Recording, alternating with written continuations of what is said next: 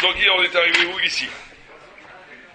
Donc vous vous rappelez qu'hier, on avait parlé de ce paradoxe, où d'un côté, on voit que il n'y a pas de chokhmah sans ira, il n'y a pas d'intelligence sans crainte de Dieu. On avait dit que l'intelligence n'était possible que parce qu'il y avait une rupture. Ça, il faut bien comprendre ça. Ça, c'est un argument qui peut ramener en tchouva des piratés. C'est-à-dire que la possibilité même de la réflexion, de l'intelligence, elle n'existe que parce qu'il y a une rupture du monde. Que parce qu'il y a la crainte de Dieu. S'il n'y a pas de crainte de Dieu, en réalité, même ceux qui sont athées ont la crainte de Dieu. Parce qu'il n'y a pas de possibilité de penser sans cassure du monde. Un animal, une chose, ne pense pas parce qu'elle est complètement prisonnière dans les structures de l'être. La crainte de Dieu, ça veut dire le rapport à quelque chose de transcendant qui dépasse l'être, t'ouvre à une dimension de la réflexion qui te permet de penser. D'accord? Donc on avait dit, il n'y a pas de pensée de Chokhmah sans Yirat Hashem. D'un autre côté, on avait dit, il n'y a pas d'Yirat Hashem sans Chokhmah. Il faut avoir l'intelligence pour comprendre la Yirat Hashem. Donc il avait dit, il y a un cercle vicieux. Comment d'un côté, tu peux dire que la crainte de Dieu, elle est impossible sans la Chokhmah, et que la Chokhmah est impossible sans la crainte de Dieu. Donc ça ne démarre jamais. C'est la question du moral. Ça ne démarre jamais. C'est un cercle vicieux. On avait dit qu'on avait toujours une chokhmah latente. Non, une crainte de Dieu latente. Il dit qu'il y a une crainte de Dieu latente qu'on ne voit pas, qui permet l'éveil de l'intelligence. Mais après, cette intelligence va se développer, tu vas comprendre qu'est-ce que c'est la crainte de Dieu. Tu vas, en vérité, l'intelligence ne va ne faire que faire passer du latent au conscient. C'est ça que fait tout le travail de la réflexion humaine. C'est de comprendre ce que quelque part tu avais toujours compris, mais pas reconnu. C'est ça qu'il avait dit. Ok, on avait plus loin. On s'est arrêté plus loin. C'est la crainte qui est latente qui amène à la...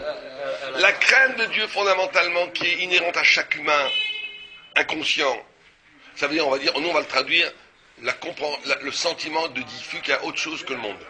C'est ça qu'autre chose que ce que tu vois. C'est ça qui permet à la personne de s'arracher de la matière et de penser. Mais quand elle pense après, elle va dire, mais c'est quoi cette chose diffuse que je vois? C'est quoi? Et t'en arrives à la fin à Dieu. Donc la crainte de Dieu, elle est au début, elle est à la fin. Elle est au début, à la fin. Il avait expliqué qu'elle était septième, dans le Passouk, c'est le 7e terme, Yirat Hashem. Après Chokhmah, Bina, Das, on a au 7e terme Yirat Hashem, ce qui dit 7, c'est toujours quelque chose de mouvdal, de coupé, quelque chose qui est dans la nature, mais qui est sanctifié dans la nature. Qui, dans la nature elle-même, pointe l'au-delà. Le 8 étant un dépassement de la nature, tout le temps. D'accord?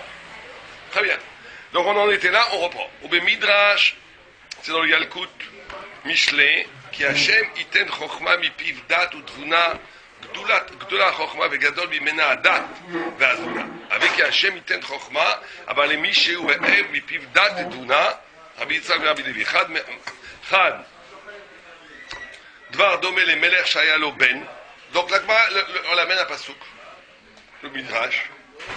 Hashem, que Dieu donne la chokhmah, mipiv dat ve'tvuna. Gdola ha-chokhmah ve'gadol mimena adat.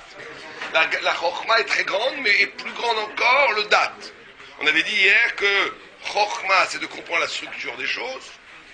Bina, c'est de comprendre le bina, c'est de comprendre l'écho métaphysique qu'il y a dans la structure. Ça, tu peux comprendre 100% logiquement, c'est pas bien de voler. Tout le monde comprend que c'est pas bien de voler.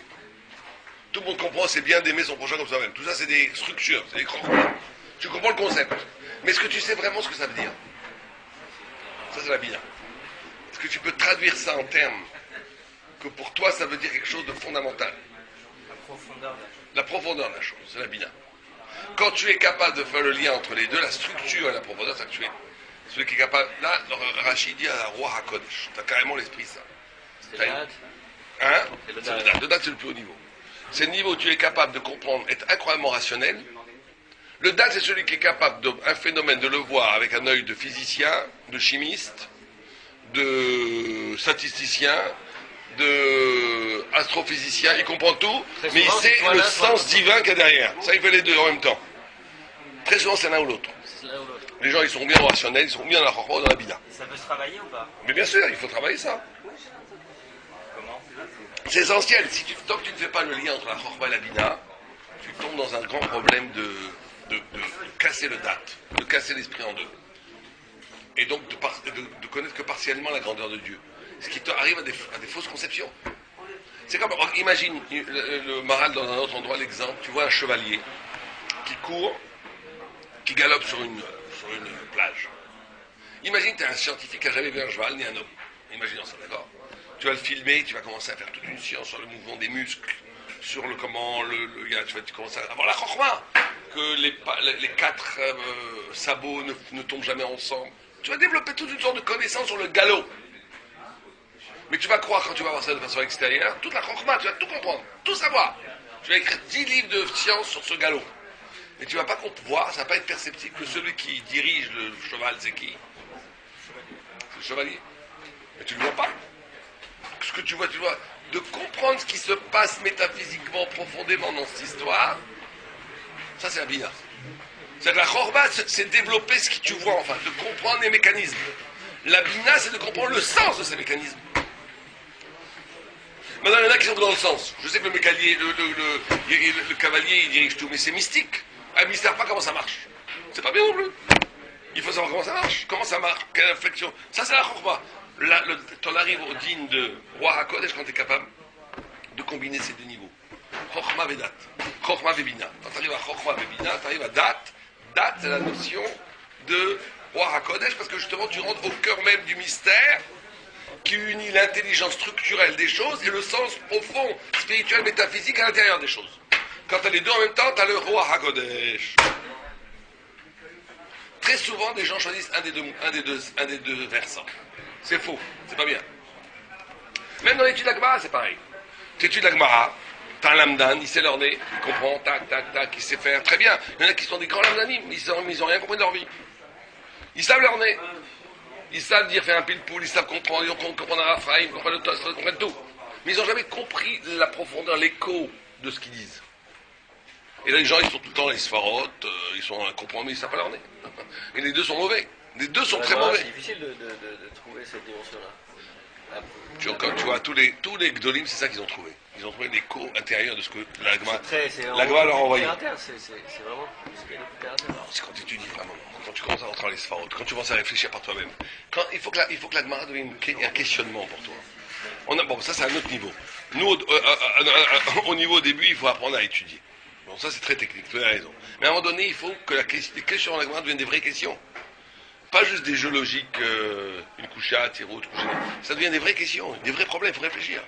Le Birkat Shmuel, il se promenait dans la rue, 20 ans plus, il avait rencontré un gars 20 ans avant, ils avaient parlé d'une question. La première chose qu'il a dit, il dit, j'ai la réponse. Il devait se rappeler il y a 20 ans, il avait posé une question dans le Tosfot qui n'est pas très. J'ai trouvé une réponse. Il y a des gens, ils appelaient à 3h du matin, chez Ravruta, ils levaient du lit, ils disaient, j'ai trouvé la tirose du Tosfot. Ça l'avait perturbé toute la nuit. Quand il a trouvé, Alléluia, Eureka, il a été dans le réveillé Saravouta qui dormait depuis déjà 3 heures. Ça, c'est des gens qui vivaient la Torah. Il y a des gens comme ça dans les mathématiques aussi. Ouais, bien sûr. C'est un Israélien qui m'a raconté ça, un prof. Pendant qu'il fait la guerre des 6 jours, ouais. Il était sur son tank, ils étaient en train de rentrer en Égypte. Enfin, ouais. Et il y a un élève à lui qui est venu lui, justement, il avait trouvé un problème. Les balles sifflent à droite à gauche. Ça m'avait les marqué. Ça m'avait marqué, il a raconté ça, il avait vu. Ouais. Bien.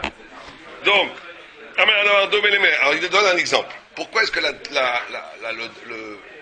le date est supérieur à la chokma et à la bina? Les madava domé, à quoi ça ressemble? Les Meler, un roi, Shayalo Ben, un roi qui avait un fils. Ba Beno mi Beit HaSefer Matzah Tamchoi Lifnaviv Natalaviv Chatiraecha Venatnalo.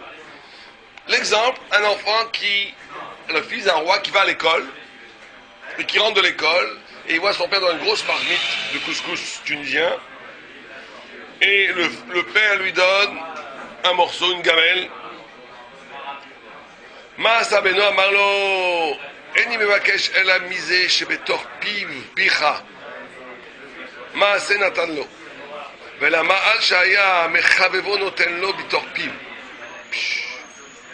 Ça c'est vraiment un homme qui aime son père. Il dit, je veux pas de la marmite, je veux la nourriture qui a touché ta bouche. Je veux la nourriture qui a touché la bouche du roi. C'est-à-dire qu'il faut demander la chose la plus intimement liée au roi.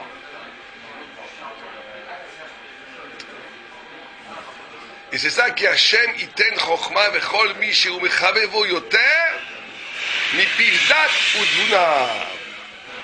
Et donc, il faut comprendre le machal. C'est-à-dire qu'il y a un machal, il y a une nourriture, un chélek du savoir qui va être donné de la marmite et un qui va être donné de la bouche directement. C'est une proximité avec un autre beaucoup plus grande. L'autre avait dit à Marab, machal emelech shayalo ben, ba mi bet hasefer, natan lo mimena amarlo beno, eni mvakesh alamin, apotzitilin, shebetor picha, ouais, les miettes qui ont en bas, natan lo bitor piv.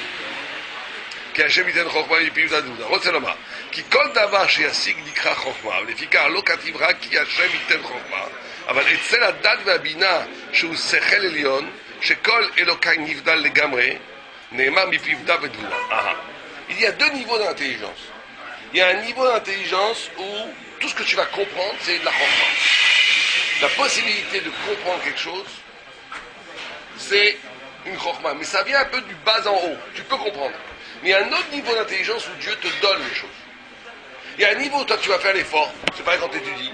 Tu essaies de comprendre les choses. Tu réfléchis, tu étudies. Tu commences à étudier, tu avances. Mais à un moment donné, pour vraiment grandir, il faut que tu reçoives des Kadosh Baruch Hu, de Dieu, une autre dimension de la connaissance. C'est-à-dire qu'il faut bien comprendre que quand on entreprend l'étude de la Torah, et c'est ce qu'on fait tous, il ne faut pas faire simplement confiance à ses capacités intellectuelles et cognitives. Ça ne suffit pas. Il faut prier pour que Dieu te donne, en écho à de ce que tu as commencé à étudier, toute une ouverture du sens que tu n'aurais pas eu si Dieu ne t'avait pas donné. Tu comprends? Qui m'y plaît, qui date vedvuna ou nifdal. Parce que c'est un niveau d'intelligence qui est séparé. Nifdal, ça veut dire coupé, qui vient du haut. Et le kai les gamré. Donc tu dois recevoir la Baruch Hu. Ça vous est jamais arrivé ça une fois? Vous étudiez, vous ne comprenez rien tout d'un coup. Illumination, vous comprenez? La nuit, ça. La nuit surtout, parce qu'on dit le Rambam. Le Rambam il dit que le Ikar la Chorban, on peut l'acquérir la nuit, quand tu es seul. Ouais, la nuit c'est très important, parce que le jour tu es dans une socialité qui fait que tu t'es limité dans ton esprit. La nuit tranquille, tu fumes un bon cigare, un bon whisky ancien, tu ouvres ta Gemara, personne t'embête, ta femme dort, tu es tranquille, tu peux commencer à rentrer en profondeur. Papa, à ce moment-là, il dit de dormir toute la journée et d'étudier toute la journée. Et même la nuit, quand tu dors, tu reçois, non? Parfois, tu Ça c'est déjà mystique, mais c'est vrai que tu as raison. Quand tu dors, ton Taïchama, elle monte, elle apprend des choses, elle revient après ici, c'est sûr. D'accord? Mais le Rav Wolbe, il n'arrêtait pas de dire ça. Il disait toujours il faut traduire la Torah en quelque chose de personnel. C'est très important, à un moment donné, que la Torah, ça n'a pas que abstrait, que ça n'a pas qu'une extériorité, que ça ne soit pas, même si c'est respecté comme une extériorité divine. Tu vois que tous les gens qui ont fait quelque chose dans la vie dans la Torah, c'est que les gens ils ont pris à leur compte la Torah. Ça devient quelque chose de personnel. Pour moi, c'est un enjeu personnel. Je veux comprendre comme moi je peux comprendre. Alors, à partir de quand tu as une compréhension vraie, après tu peux écrire des livres. Tu peux dire quelque chose sur la Torah. Parce que tu as intégré une dimension de compréhension qui t'es pas. Tu as fait le questionnement de la Torah, ton propre questionnement. C'est très important de réfléchir. La plupart des gens, ils sont tellement contents d'avoir compris une ligne de Gemara, ils passent à la suivante. Tout de suite. Ils ont compris Tosot, Shalom, youp, on passe à l'autre. Attends, t'as compris, c'est ça bien. Maintenant, réfléchis. Réfléchis. Pourquoi t'as posé la question? Parce qu'il n'y avait pas d'autre façon de répondre. Pourtant, il y en avait une autre. Ah, alors il n'y a pas de cité cette façon de répondre. Pourquoi c'est intéressant? Tac, tac, tu commences à réfléchir.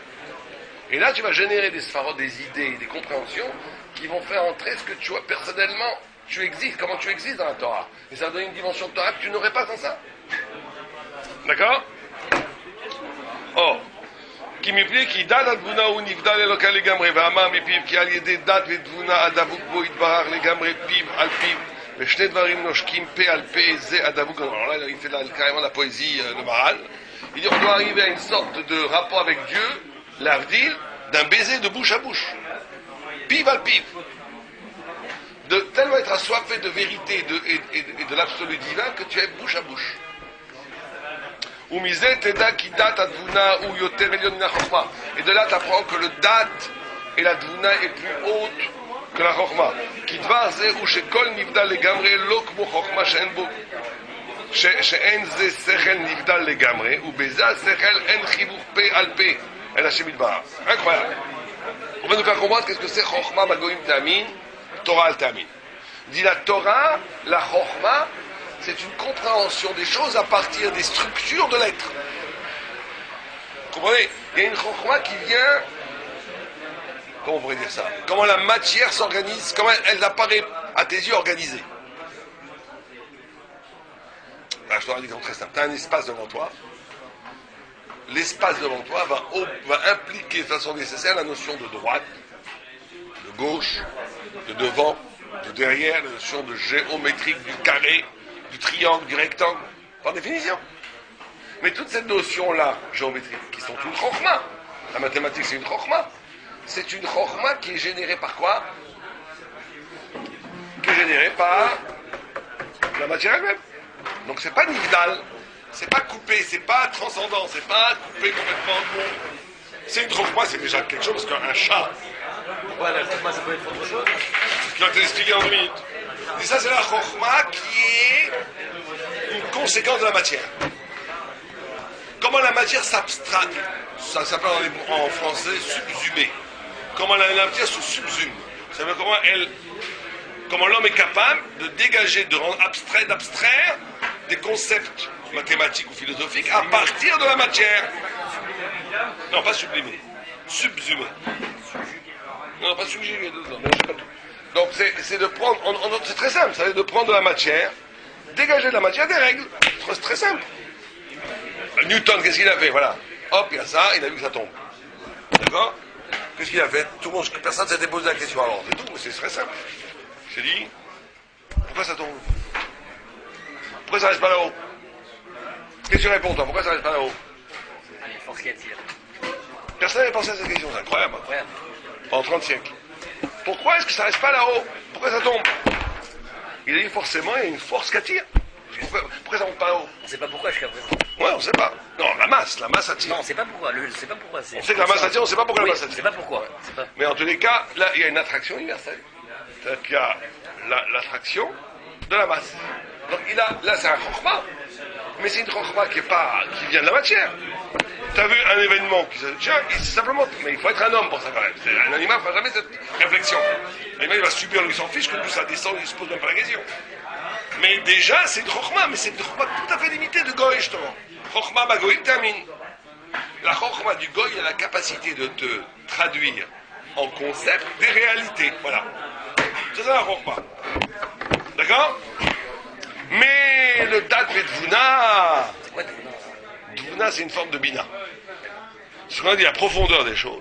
C'est quelque chose qui est nivdal. Nivdal, c'est-à-dire qui est séparé. Quelque chose dont le secret n'est pas dans la matière, qui t'est donné de l'émala par Dieu. D'accord? Il va t'expliquer la nature de ces choses. D'accord?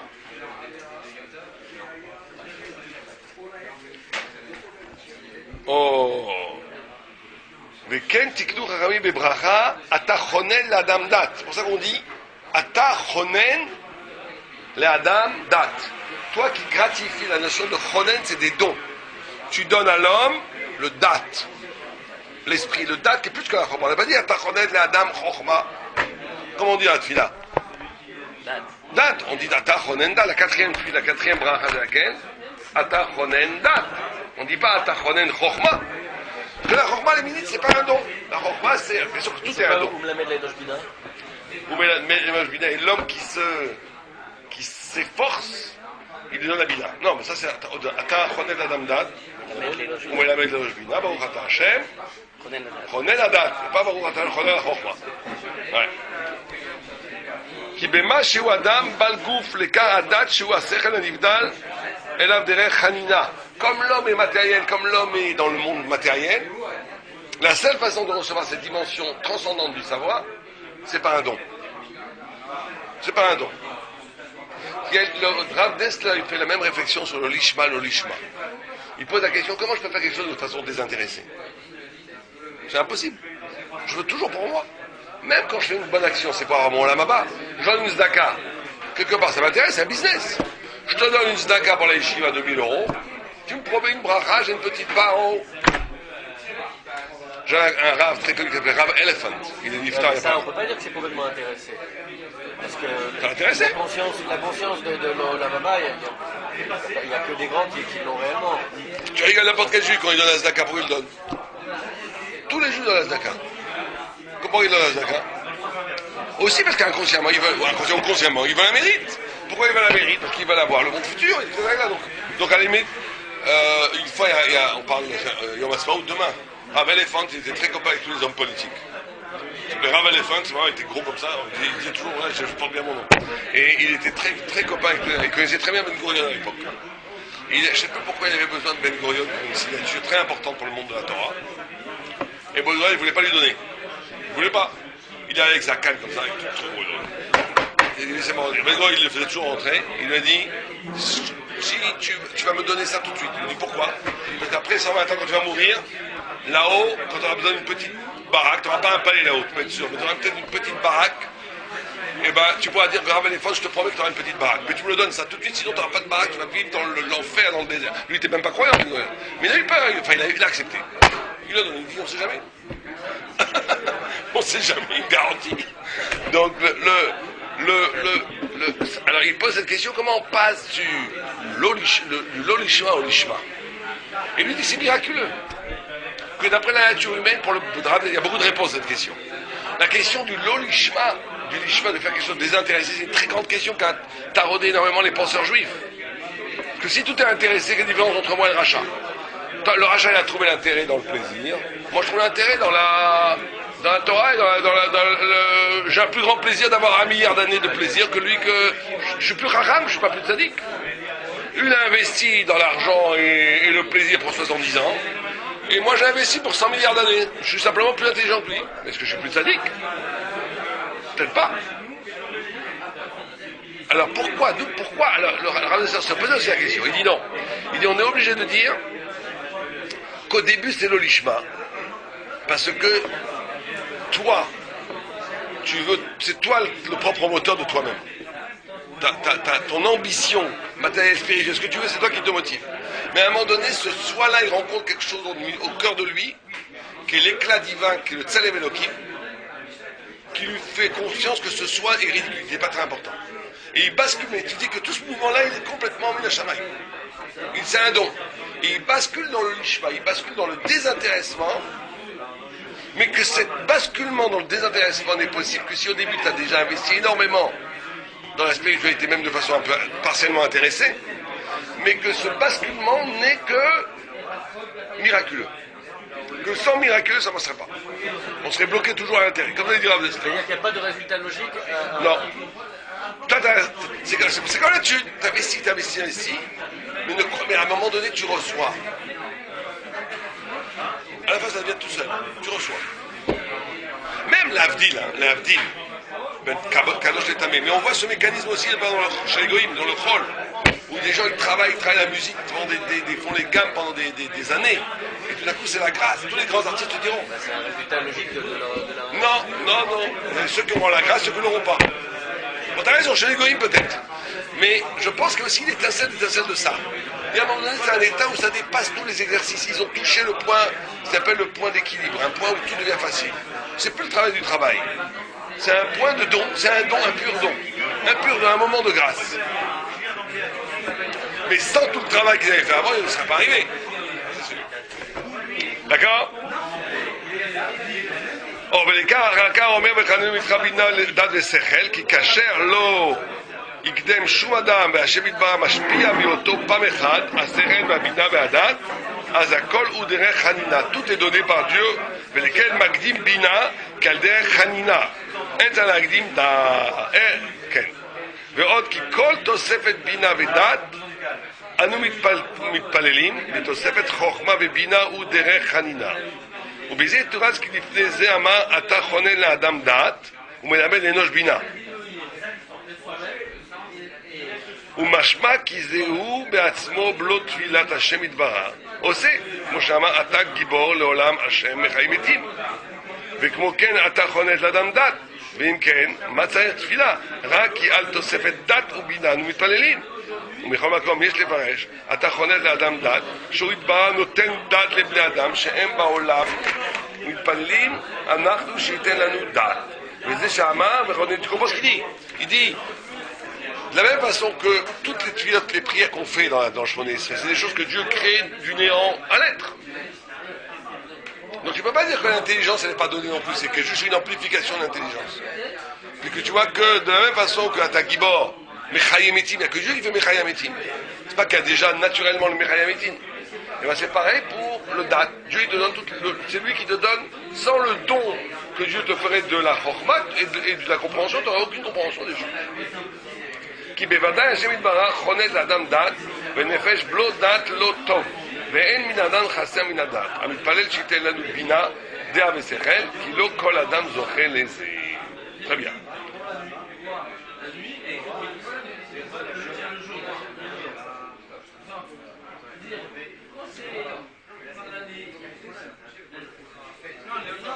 ואלו שתי טעמים זיכרונו זכו החכמים בפרק אין עומדים. אמר רבי אלעזר, גדולה דעה שניתנה בתחילה ברכות של חול, ואמר רבי אלעזר, גדולה דעה שניתנה בין שתי אותיות, השם. L'un il dit que l'intelligence est une grande chose parce qu'elle a été donnée au début des brachot, c'est la première bracha qu'on fait dans Shmoneh Esrei, c'est laquelle? Prenez la date. La première bracha qu'on fait, c'est prenez la date. Et le deuxième dit, grande est l'intelligence, parce qu'elle a été dans un passage qu'elle se tient entre deux lettres du nom de Dieu. Bon, alors. C'est quoi ce qui se tient entre le nom Chochma. Vedat. On va voir le passage. Shneema, qui Kel, Deot, Hashem. Kel, Dieu, Deot, Hashem. Donc tu vois que le dat, il est entre deux noms de Dieu, entre Hashem et Kel. Maintenant la Gemara dit que tout celui qui n'a pas de date, c'est interdit d'avoir de la pitié pour lui. Pourquoi? Quelqu'un a une idée pourquoi? Quelqu'un qui est un idiot, il ne faut pas avoir de pitié pour lui. Dieu, c'est sa faute. D'accord, mais quelqu'un qui est pauvre, tu dois avoir un problème, très souvent c'est de ta faute. Non, c'est un cadeau de l'eau. Alors l'intelligence aussi, on a dit que c'est oui. On la développe l'intelligence. Donc d'après toi, c'est bon? Tu veux dire ça? Ok. Qu'est-ce que vous voulez dire vous? Un effort à faire pour arriver à... Il n'a pas fait cet effort. Ouais, on avait une explication une fois, c'est parce que toute la notion de rahmanout, toute la notion de l'amour, elle est liée au futur. Pourquoi tu peux aimer quelqu'un? Aimer quelqu'un, c'est de lui donner une chance. Digne, c'est de juger quelqu'un pour ce qu'il est maintenant. Aujourd'hui, t'es un schlep, aujourd'hui, t'es un affreux jojo, schlac. Fini, oublie-moi, laisse-moi tranquille. Le chesed, c'est de dire, aujourd'hui, t'es un schlep. Mais je vois, je t'aime assez pour voir en toi que tu peux changer, que tu peux devenir quelqu'un de mieux. Donc je te donne une chance. C'est ça l'amour. L'amour, le chesed, c'est pour ça que chesed a pour un des vocables de chesed, c'est rachamim, qui a pour étymologie quoi? Le rechem. C'est quoi le rechem en hébreu? La matrice. Le matriciel. Là où l'enfant naît. Donc la notion d'amour, c'est d'enfanter l'autre. Quand tu aimes quelqu'un vraiment, tu lui donnes une chance d'advenir. Quand quelqu'un est dur avec quelqu'un, tu le vois durement, c'est pas bien parce que tu l'empêches de devenir. Tu le juges toujours à ce qu'il est, donc tu l'es tout dans l'œuvre. dans l'éducation des enfants. Dans l'enfant, c'est terrible ça. Parce que tu le coupes, tu l'empêches d'advenir, tu le vois que ce qu'il est aujourd'hui, d'accord, aujourd'hui il est comme ça, mais c'est pas malin de lui montrer en miroir ce qu'il est. C'est très bien ce qu'il est. C'est malin de lui montrer en miroir ce qu'il peut devenir. Dans son échec. Ce qu'il faut être, nous les parents, on doit être un miroir de montrer quoi? Le futur de l'enfant. Ce qu'il peut devenir. De faire conscience de ses potentialités. Et c'est pas avec notre femme ou les femmes avec l'homme. Tu as des hommes qui tuent leurs femmes, ou des femmes qui tuent leurs hommes, leurs maris. Pourquoi? Parce qu'elles les limitent à ce qu'ils sont. Elles leur montrent toujours que ce qu'ils sont. Ils sont un miroir implacable de ce qu'ils sont. Alors qu'il faut être un miroir de ce que tu peux être. Tu peux être 10 fois plus grand. Je sais que j'ai confiance que tu vas être. Quand tu donnes l'amour à quelqu'un, tu lui donnes la confiance. Il a des ailes. Il fait. Mais quelqu'un qui n'a pas de date, il n'a pas de futur. Celui qui est Ahmad, tout le temps, il est tout le temps en train de... Il est toujours dans les mêmes logiques d'échec, tout le temps dans les mêmes logiques négatives. C'est-à-dire que le futur de l'autre, c'est de nous qui dépend. Aussi, mais si quelqu'un n'a pas... Quelqu'un est un... On parle de quelqu'un qui n'a vraiment pas de date. Quelqu'un n'a pas de futur, il changera l'homme, il est idiot, Adafov. Assoulé un Khebalav. Tu dois avoir pitié pour lui, pourquoi? Parce que la pitié donne un futur, mais celui-là n'a pas de futur. Tu vas donner du futur à quelqu'un qui n'a pas de futur. Tu ne peux pas lui donner de futur, il n'en veut pas de futur. Assoulé un Khebalav. Lui, tu le juges après ce qu'il est, c'est tout. Sûrement, on ne peut juger, on ne peut avoir pitié et donc donner un futur à quelqu'un qui accepte d'avoir un futur, mais quelqu'un qui est perverti au point qu'il ne peut pas changer. Il est prêt à crever pour changer. C'est un idiot. Et bien alors lui, il ne faut pas être Menachem. Assour Menachem Alav. Donc, il a donné sa chance déjà. On l'a donné 10 fois la chance, 10 fois il ne veut pas. Donc Voilà. ça sert. Il y a des gens aussi qui profitent de la vanoute des autres. Ils ne font que de consommer la pitié de. C'est un jeu pervers, dans ce cas ça assour. Assour Menachem Alav. Dans ce sens-là, parce qu'il est con. Ça assour. C'est fini le petit jeu. Par exemple, quelqu'un qui, chaque fois que vous lui donnez de l'argent, il va jouer au casino, il va le perdre. C'est un idiot. Il n'a pas compris qu'il faut arrêter. Et si vous savez que maintenant c'est inscrit dans ses gènes, il ne changera pas. Eh bien, il ne faut pas mettre un rêve à la. Il ne faut pas lui donner. Par contre, si quelqu'un, vous lui avez donné ça et maintenant il veut changer, donne-moi de l'argent, maintenant je vais essayer de rebâtir un petit business. Si vous pensez qu'il y a une possibilité, il faut lui donner sa chance. Parce qu'il n'est pas idiot, il essaie de s'en sortir.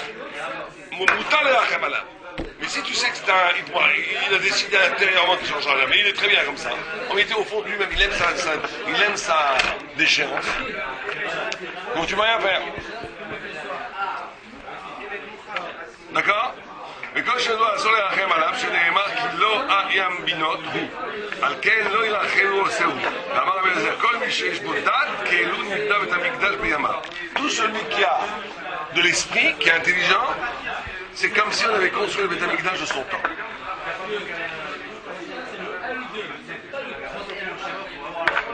Pourquoi? Parce que Dat, c'est donné entre deux noms de Dieu. Qui quel déhot Hachem, ou le Mikdash aussi entre deux noms de Dieu. Shneema Mikdash Hachem, Konenu Yaderan Ka. Ok, ça on verra demain parce qu'il fait tout un développement, on a fini la demi-heure. Demain on verra ce développement entre le Beit HaMikdash et l'intelligence. Très important. On va faire un Akbar Kiddushim pour ceux qui sont intéressés. Tu vas voir Comment ça se passe?